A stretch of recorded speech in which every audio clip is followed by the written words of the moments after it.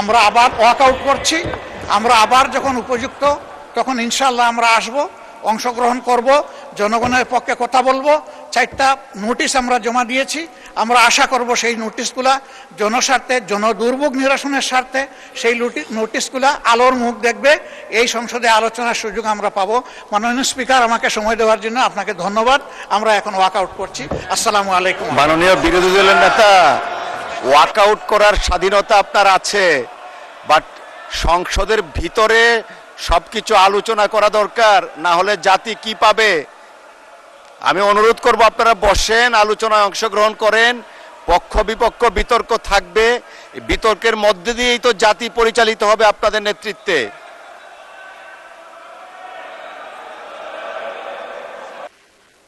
আইন প্রণয়নের জন্য এখানে 3টি বিল আমাদের সামনে উপস্থাপিত হয়েছে। আজকে এই সংসদ এমন একটি সময় অনুষ্ঠিত হতে যাচ্ছে যেই সময় সঙ্গত কারণেই দেশে নানাবিধ সমস্যা বিরাজমান।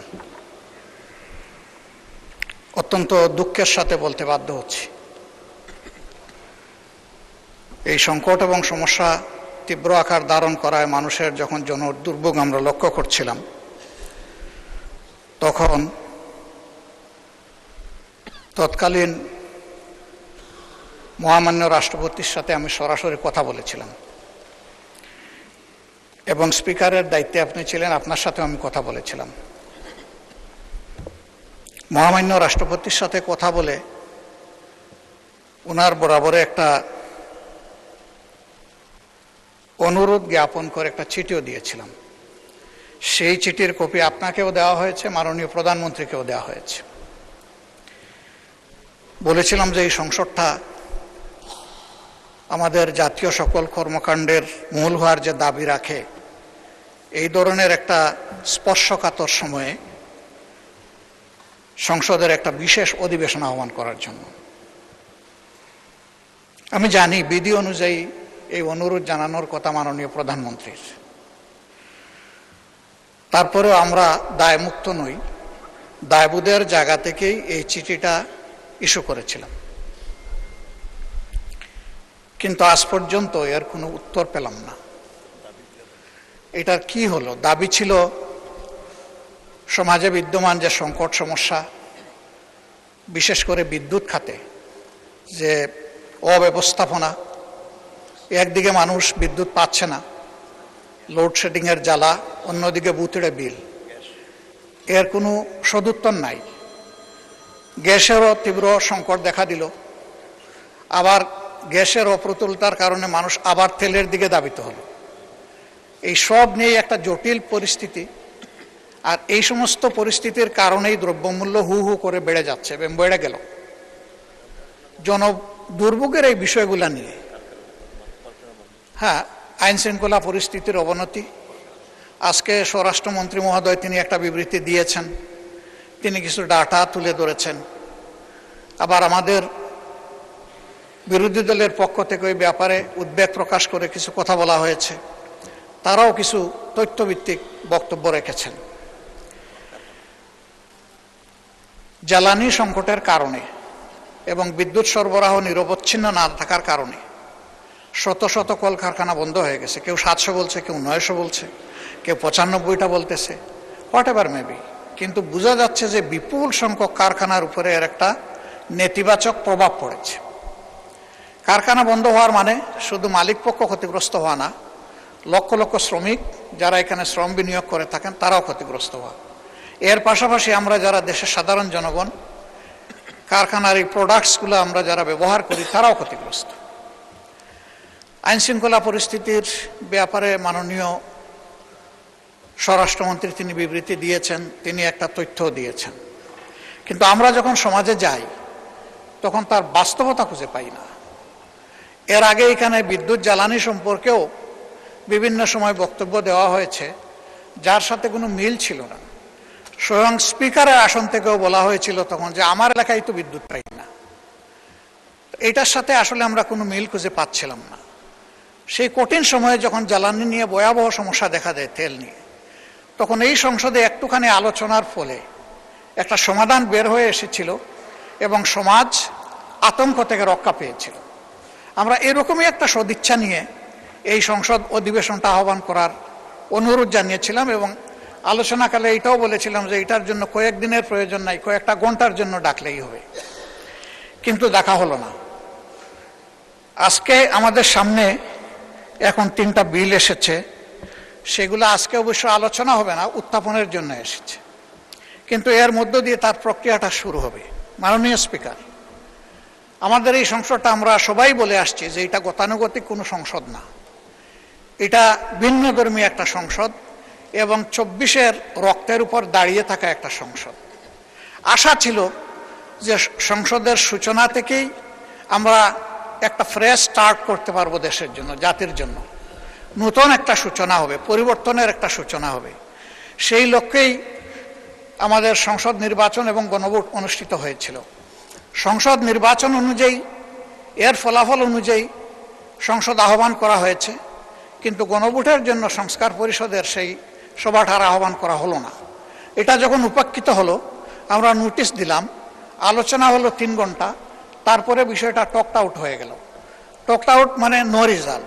আমরা এখানে আসলে নিজের জন্য এই বিষয়টা উত্থাপন করিনি, জাতির জন্য ছিল, যেখানে প্রায় 70% মানুষ হা ভোটে রায় দিয়েছিল এবং আমরা উভয় পক্ষ, এখন যারা সরকারি দলে আছি, বিরোধী দলে আছি, আমরা সবাই ছিলাম তখন গণভোটের পক্ষে এবং হায়ের পক্ষে। আমরা কম হোক বেশি হোক আমরা সবাই ক্যাম্পেইন করেছি, কিন্তু এইটা যখন বাস্তবায়িত হলো না, জনগণের মধ্যে একটা আতঙ্ক, একটা অনিশ্চয়তা, একটা সন্দেহ দেখা দিল। আমরা বারবার এই বিষয়টা বলে আসছি, তার কোনো প্রতিকার পেলাম না। এখানে বরঞ্চ তার বিকল্প হিসাবে বলা হলো যে সংস্কারের বিষয়টা বা সংস্কার পরিষদ গঠনের বিষয়টা যেহেতু সংবিধানে নেই, এই জন্য এটা বেআইনি, আপনারা যে শপথ নিয়েছেন এটা অবৈধ শপথ। উল্টা আমাদের উপরে আরেকটা বোঝা চাপিয়ে দেওয়া হলো, অথচ এটা জনগণের দেওয়া রায়, উভয়ে মেনেছিলাম, সেই ভিত্তিতেই এই নির্বাচন হয়েছিল এবং যে অর্ডারের মাধ্যমে নির্বাচন হয়েছে একই অর্ডারে লেখা ছিল যে 30 দিনের ভিতরে সংসদ অধিবেশন ডাকতে হবে এবং একইভাবে সংস্কার পরিষদের সভা আহ্বান করতে হবে। উল্টা দায় এসে গেল আমাদের উপরে, আমরা ন্যায়ের পক্ষে, জনগণের পক্ষে থাকার পরেও। মাননীয় স্পিকার, আমরা তো এখানে জনগণের জন্য কথা বলেছি, এটা কোনো দলীয় সুবিধা নেওয়ার জন্য আমরা বলি নাই। বিরোধী দল এখান থেকে লাভবান হবে এমনও কোনো সম্ভাবনা নেই। 18 কোটি মানুষের রাইটের পক্ষে ছিল আমাদের এই কথাগুলা, যে কারণে ফেসিবাগ যুগে যুগে জেকে বসেছিল এই জাতির গাড়ে। আমরা চেয়েছিলাম ওই জায়গাগুলো পরিষ্কার হোক, কিন্তু আমরা বিস্ময়ের সাথে লক্ষ্য করলাম গণভোটের রায় তো মানা হলোই না। 133টা অর্ডিন্যান্স যেটা ছিল, এখান থেকে 20টাকে ল্যাপসেস করে দেওয়া হলো, যেগুলো ছিল খুবই গুরুত্বপূর্ণ। বিচার বিভাগের স্বাধীনতা, স্বাধীন দুর্নীতি দমন কমিশন, স্বাধীন মানবাধিকার কমিশন, গুম কমিশন, পুলিশ সংস্কার কমিশন, নির্বাচন কমিশন, এই বেসিক জায়গাগুলো যেগুলা ঠিক না হলে ফেসিবাদ থেকে এই দেশ এবং সমাজ মুক্তি পাবে না, সেগুলাই ল্যাপস করে দেওয়া হলো। এখন আমরা দেখছি যে সেইগুলা আস্তে আস্তে বিভিন্ন কায়দায় আপনারা এখানে, মানে আপনারা বলতে সরকারি দল এখানে নিয়ে আসছেন। আরেকটা বিষয় এখানে লক্ষণীয়, আজকের দিনটা হলো বৃহস্পতিবার। আমাদের কনসেনসাস অনুযায়ী এই দিনটা হচ্ছে বেসরকারি দিবস। বেসরকারি দিবসে সরকারি বিল আসে কি না এটা আমি জানি না, আমাকে জানালে আমি খুশি হব। আজকের দিনটা হলো বেসরকারি সদস্যদের জন্য। হ্যাঁ, বেসরকারি সদস্য বিরোধী দলেরও হতে পারেন, সরকারি দলের হতে পারেন, মন্ত্রীদের বাইরে যারা আছেন তারা সকলেই আমরা বেসরকারি সদস্য। আমরা সেই বিল আনতে পারি এবং পেন্ডিং অনেকগুলা বেসরকারি বিল আছে, সেই বিলগুলো আজকে না এনে আমি মনে করি যে এখানে অধিকার ক্ষুণ্ণ করা হয়েছে এবং আজকে এখানে যেভাবে সরকারি বিল উত্থাপন করা হচ্ছে এটা বোধহয় কোনো ভালো নজির হবে না। হ্যাঁ, স্পিকারের জুরিসডিকশনের জায়গা থেকে যদি কিছু করার থাকে সেটা আমরা জেনে নেব, কিন্তু আমরা এটাই জানতাম যে বেসরকারি দিবসটা বেসরকারি সদস্যদের জন্য। এই সব কিছুতে আমরা দেখতে পাচ্ছি যে সংসদকে ঠেলে একতরফাভাবে এক পেশে করে নিয়ে যাওয়া হচ্ছে। আমরা নীতিগতভাবে এই ধরনের বিলে আমরা অংশগ্রহণ করতে চাচ্ছি না। আমরা আশঙ্কা করছি যে এর মাধ্যমে সংস্কারের যে মূল দাবি সেইটাকেই চাপা দেওয়া হবে, তা আমরা সেই চাপা দেওয়ার পক্ষে নাই।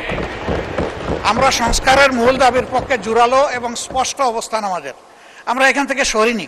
আমাদেরকে অফিসিয়ালি নন অফিসিয়ালি এই পার্লামেন্টের ভিতরে এবং বাইরে অনেকবারই অনুরোধ করা হয়েছে যে সংবিধান সংশোধনের কমিটিতে আসেন। একটা কমিটি এখানে পাশ হয়েছে, আমাদের প্রতিবাদ ছিল, আমরা অংশগ্রহণ করি নাই, সব ঠিক আছে। ওইটা পাশ হয়েছিল সংবিধান সংশোধন কমিটি নামে। পরে আমরা যখন বললাম যে সংবিধান সংশোধন কমিটি নামে কোনো কমিটি হওয়ার কোনো বিধান নেই, আমরা পরে শুনলাম যে এটার আগে একটা বিশেষ শব্দ বসানো হয়েছে। সেই বিশেষটা এখানে পাশ করা হয়েছে কিনা আমি জানি না। একটা কমিটি যদি আসলে এই হাউস থেকে পাশ করানো হয়, তাহলে তার প্রত্যেকটি অক্ষরও এখান থেকে পাশ করাতে হবে।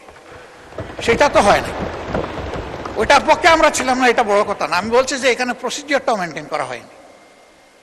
মাননীয় স্পিকার, এই সমস্ত বিষয় বিবেচনায় নিয়ে এখন যে বিষয়টা আপনি উত্থাপনের দিকে যাচ্ছেন, আমরা যেহেতু এই আলোচনায় বৃহৎ স্বার্থে আমরা পুরা সংস্কার চাই, আমরা গণভোটের বাস্তবায়ন চাই, এবং আমরা এইভাবে খণ্ডিত কোনো প্রসেসের অংশ হতে চাই না। এই জন্য আমরা এখন আর এই আলোচনায় আমরা অংশগ্রহণ করব না। এই পর্বে আমরা সংসদ থেকে বিদায় নিচ্ছি। আমরা আবার ওয়াকআউট করছি। আমরা আবার যখন উপযুক্ত, তখন ইনশাআল্লাহ আমরা আসব, অংশগ্রহণ করব, জনগণের পক্ষে কথা বলবো। 4টা নোটিশ আমরা জমা দিয়েছি। আমরা আশা করব সেই নোটিশগুলা জনস্বার্থে, জনদুর্ভোগ নিরসনের স্বার্থে সেই নোটিশগুলা আলোর মুখ দেখবে। এই সংসদে আলোচনার সুযোগ আমরা পাবো। মাননীয় স্পিকার, আমাকে সময় দেওয়ার জন্য আপনাকে ধন্যবাদ। আমরা এখন ওয়াকআউট করছি। আসসালামু আলাইকুম। মাননীয় বিরোধী দলের নেতা, ওয়াকআউট করার স্বাধীনতা আপনার আছে, বাট সংসদের ভিতরে সবকিছু আলোচনা করা দরকার, না হলে জাতি কি পাবে? আমি অনুরোধ করব আপনারা বসেন, আলোচনায় অংশগ্রহণ করেন, পক্ষ বিপক্ষ বিতর্ক থাকবে, বিতর্কের মধ্যে দিয়েই তো জাতি পরিচালিত হবে আপনাদের নেতৃত্বে।